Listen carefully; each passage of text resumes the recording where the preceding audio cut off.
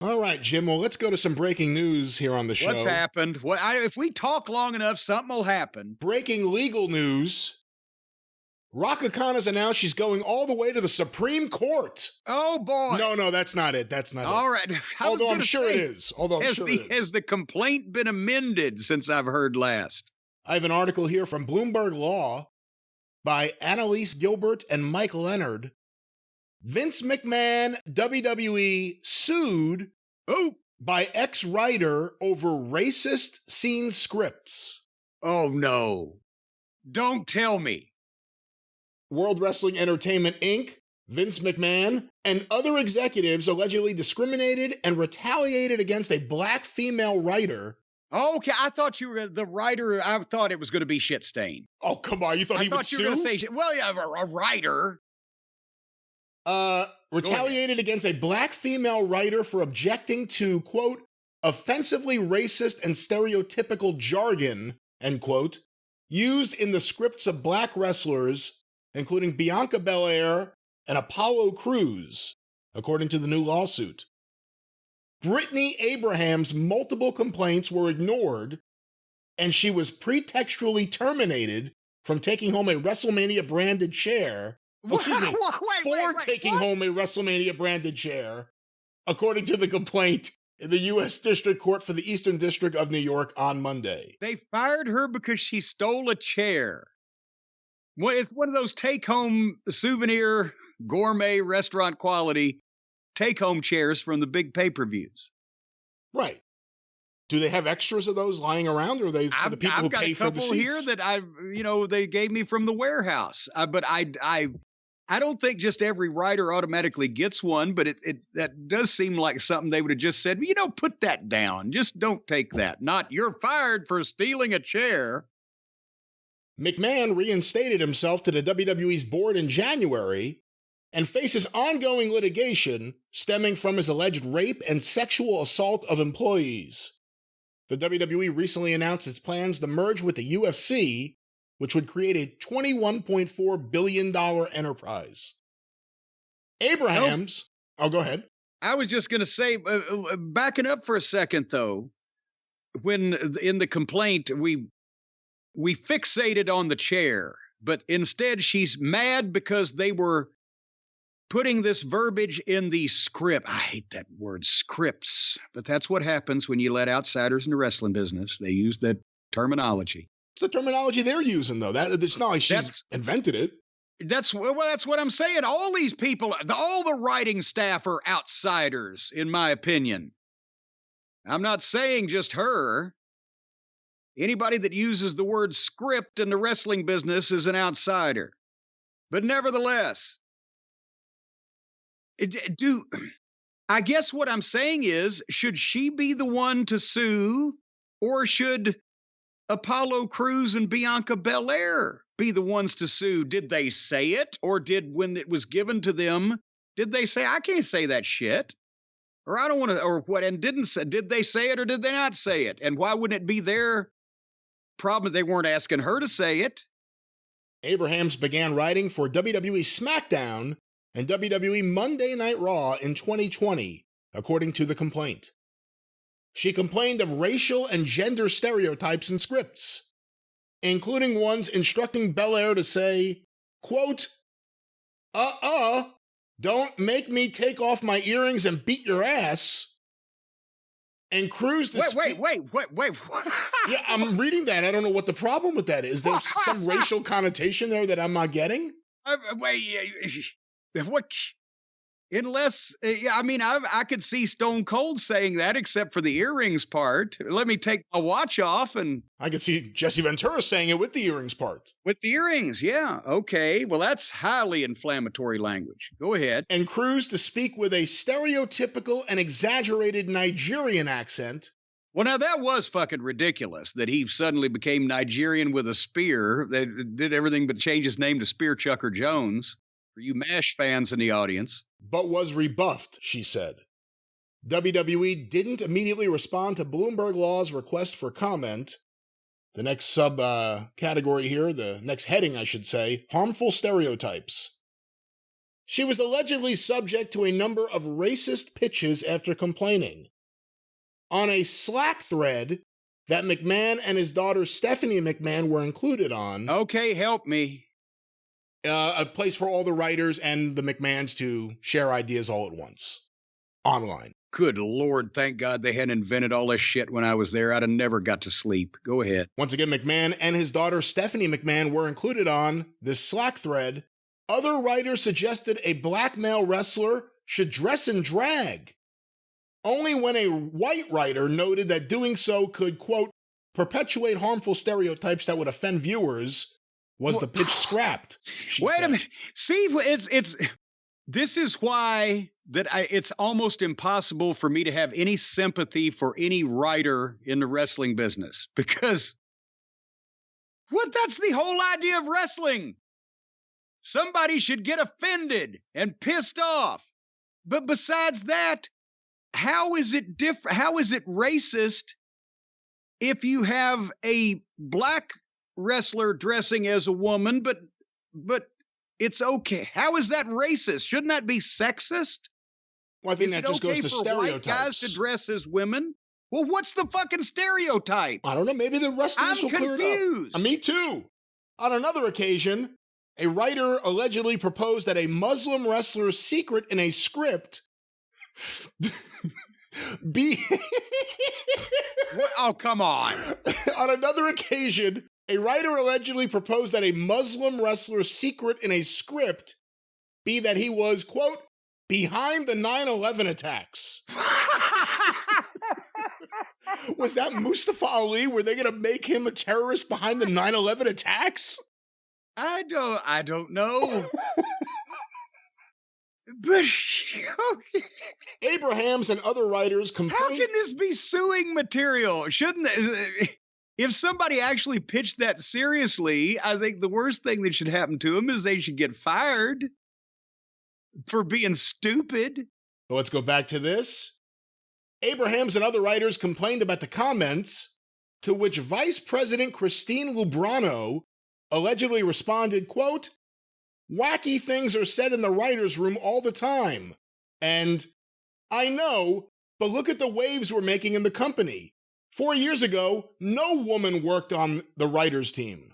And it sounds like they need to go back to that fucking environment, because apparently you let one on and it becomes a big problem because they get whiny when they get fired for stealing a chair. What in the world? Yes, crazy, stupid shit gets pitched all the time in booking meetings. I refuse to say the writers' room. Well, hey, but even if you have writers, if any of those people are comedy writers, those people pitch crazy, wacky shit. That's what they do for a living. Yes, they're comedy writers. And hopefully the person in charge, Vince used to be good at editing years ago when he had one of those wacky people on his staff. Person in charge will go, yeah, right, no. Moving on. But I don't understand how this is so offensive to this woman that she feels the need to sue when she's, as I used to term it, in Ring of Honor, the merchandise weasel is talking to the fucking bosses. How the fuck does that even happen? Because of this HR business they've got today in all these companies, which is why wrestling was never meant to be run like a real business in that respect. Everybody is going to fucking say shit to offend everybody in the company, and everybody at one point or another in a wrestling company is going to threaten to punch another motherfucker in the face. Get over it. Why'd she take a job in the wrestling business if she didn't want to hear shit pitched that sounds like what was being pitched? Because she didn't take a job in the wrestling business. She took a writing job from this major entertainment company. That's the way the WWE pitches it, and that's the way they try to pretend they see themselves. This is what happens. Then somebody ought to fucking get them for false advertising. Wait a minute, I thought I was going to write for fucking Universal Studios. Instead, I'm on the fucking Carnival Midway, ballyhooing the fucking fight. Abrahams continued to oppose racist, sexist pitches, she said, and was fired in retaliation in April 2022. Sounds like she was a pain in the ass that kept bringing shit up when other people were trying to do shit. And they said, you know what? We were a lot fucking happier when you weren't here. I don't know. I mean, look, if she was the only person raising an objection to the Apollo Crews thing, then that's a valuable voice to have there because someone needs to say this is the stupidest fucking thing and counterproductive. Well, yeah, but it wasn't stupid because it was racist. It was stupid because it was stupid. And it wasn't going to help the talent at all. And again, who's going to listen to some miscellaneous man or woman that's never goddamn had any experience whatsoever or involvement in the wrestling business that lands in one of these jobs because they advertise in Variety or whatever? When you're talking about it, I don't understand why any field of endeavor it tries to attract people to orchestrate it or write it or produce it or whatever that have never been involved in it before, but it's the biggest company in the world that's doing it. She is seeking reinstatement, damages. She wants to go back where she was so miserable. So they will continue to pitch shit that she doesn't like.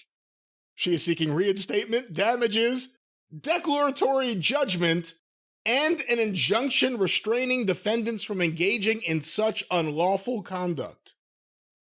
Well, how the fuck is that? Okay, they're going to call each one of the writers in and say, now here's some things that you can't say anymore. What? Yeah, why wouldn't they just say, okay, we're going to fire the writing team. Now we're going to go back to a booker. That's all you have to do. But the final subheading here, McMahon controversies. McMahon left the WWE board in mid-2022 after nearly 4 decades in charge while facing sexual assault and hush money allegations. But he stormed back to the helm in January when he used his majority voting control over the company to name himself chairman again. The corporate coup reinstated McMahon as the head of as the head of a WWE royal family that includes his daughter Stephanie, who stepped down as chairman and co-CEO in January, and son-in-law, the former wrestling star Paul Triple H Levesque. The surprise move drew a wave of shareholder lawsuits challenging bylaw changes McMahon pushed through that would allegedly have stripped power from the WWE board. After McMahon walked them back, several of the cases were dropped, although litigation is ongoing over the assault and hush money claims. Cochran firm represents Abrams. Cockring? What? I think that's Johnny Cochran's firm. The Cochran firm. I thought you said Cockring firm. I did not say that. But that's interesting. Litigation is still ongoing for the assault and hush money claims because he settled with Rita Chatterton. Have we heard anything else about ongoing litigation right now about the sexual harassment? I don't know.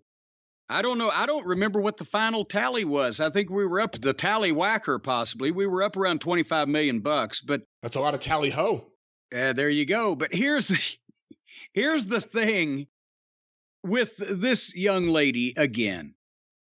If people were being racist or mean to her specifically, demonstrably, calling her names or,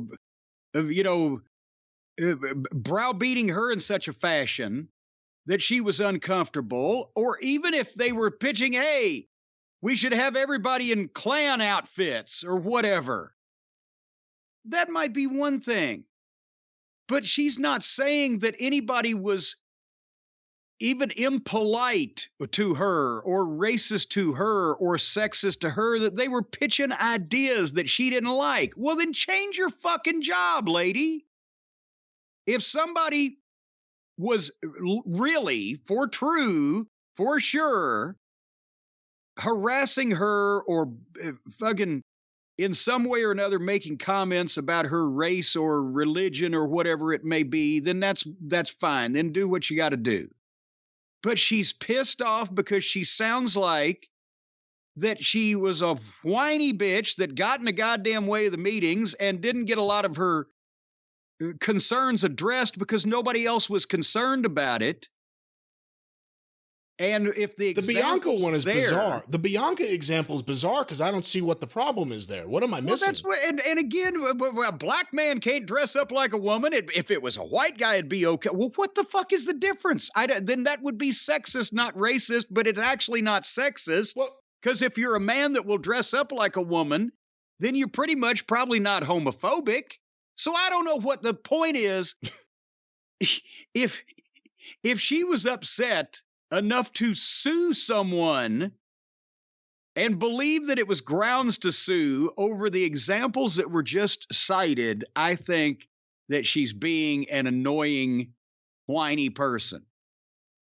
And I agree that it is a little extreme to fire somebody for taking home one of the take-home souvenir chairs, but they probably were looking for any reason to get that piece of human cholesterol out of their artery. That's my fucking thoughts.